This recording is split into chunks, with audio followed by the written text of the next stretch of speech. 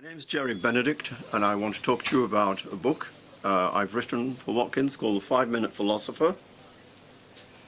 It's a book that addresses all kinds of questions that we find ourselves asking ourselves from time to time, like, whose universe is this?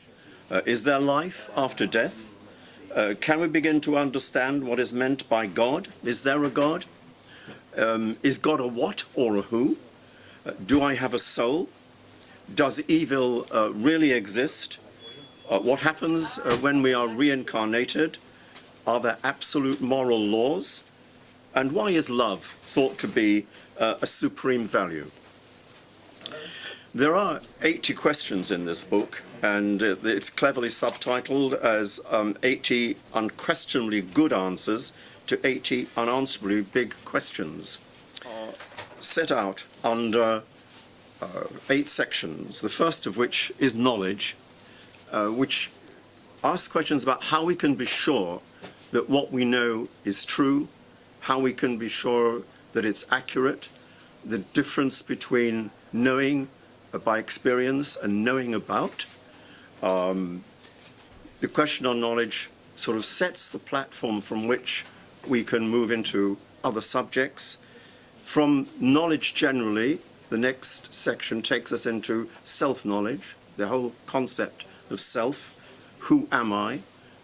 Questions that philosophers from the very beginning have been trying to answer, and more recently psychiatrists, philosophers, psychologists, and so on. Questions about, are we, in any sense, as human beings, markedly different from other animals? Are we just super sophisticated animals? The questions in the book address these issues. Also, in what sense are we unique? In what sense are we different from other people? In what does our own uniqueness lie? We know that we are unique now because we all have a different DNA. But is that the only basis on which our uniqueness and our difference from other people can be established? One of the questions that's hotly debated and that perpetually interests us all is there life after death? We can set this against the extraordinary stories we hear of past life memory, some of which are incredibly well attested, and they're all available to be read. But Goethe said, as long as you are not aware of the continual law of die and be again, you are merely a vague guest on a dark earth. Of course, despite the influence on our culture of the concept of resurrection of the body, there are few who actually believe in this concept. The idea of a soul, or whatever it is that might survive, opposed to the perception that Goethe has, are opinions of the atheists, notably the evolutionary biologist Richard Dawkins, author of many excellent books, the controversial The God Delusion among them. But such people maintain that since there is no scientific evidence for life after death, the concept can at best only be a myth sustained by faith.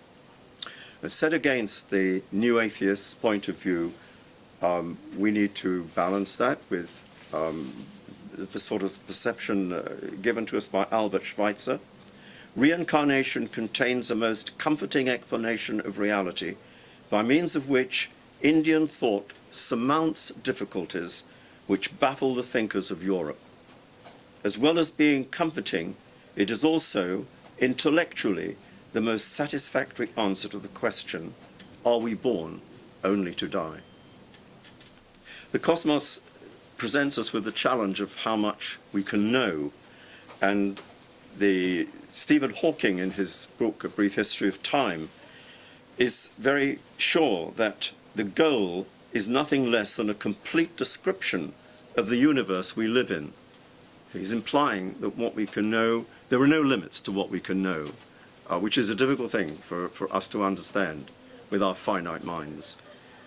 T.H. Huxley, the writer, says, if a little knowledge is dangerous, where is the man who has so much as to be out of danger?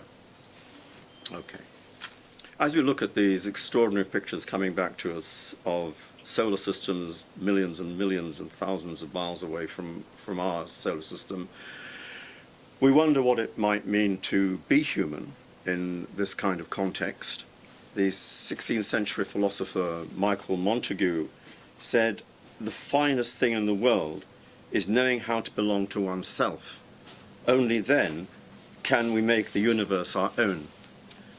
But there is another attitude to the universe that we are now observing in a totally new way. And the same attitude that people have to wanting to own things, possess things, the materialism of it all.